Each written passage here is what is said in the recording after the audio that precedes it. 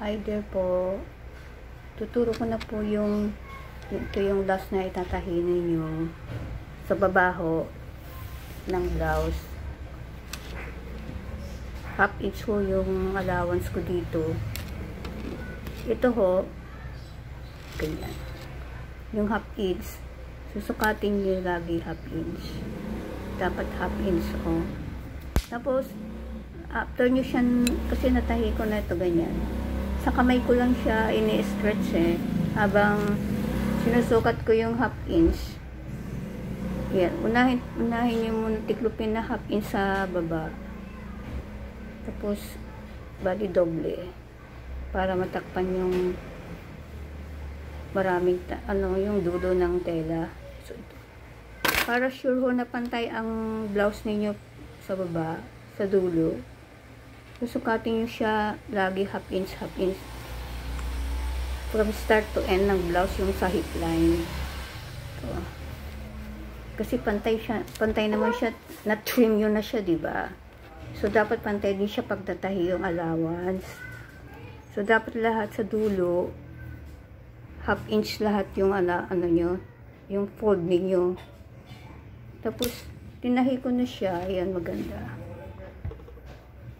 Dapat dito pag tatahi yung manahin nyo kayo, makapal doon, babawasan nyo yung itong makapal para hindi siya matambok. Dapat straight.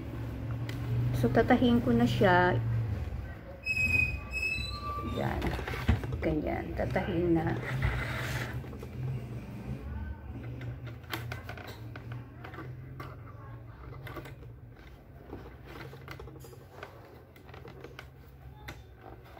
Yun, tatahiin nyo para maganda na siya.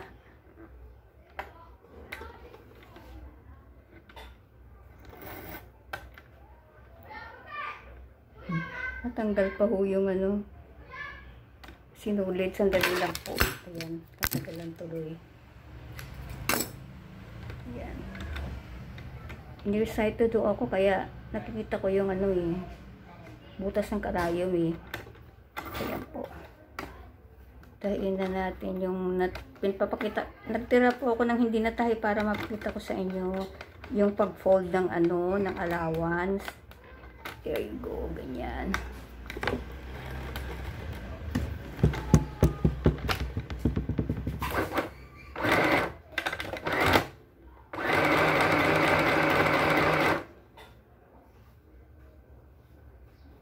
Tapos imamatch ulit at the end. Checking.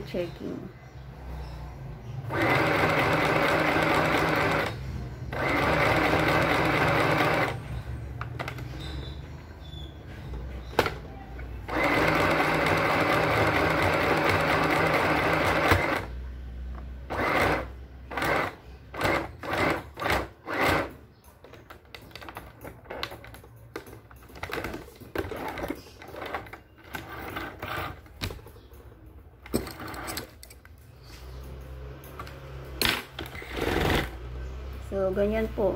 Natapos na ho. Yan. Tapos, i-check nyo siya.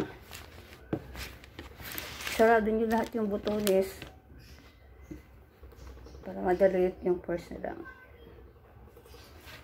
And then the last.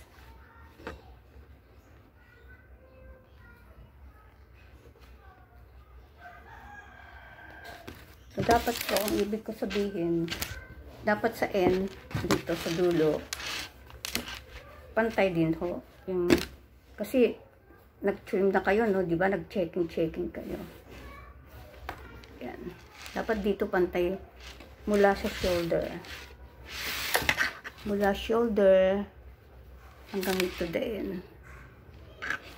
Yan. Mamaya, meron sa isang video, ihahang ko ito para meron akong i-explain.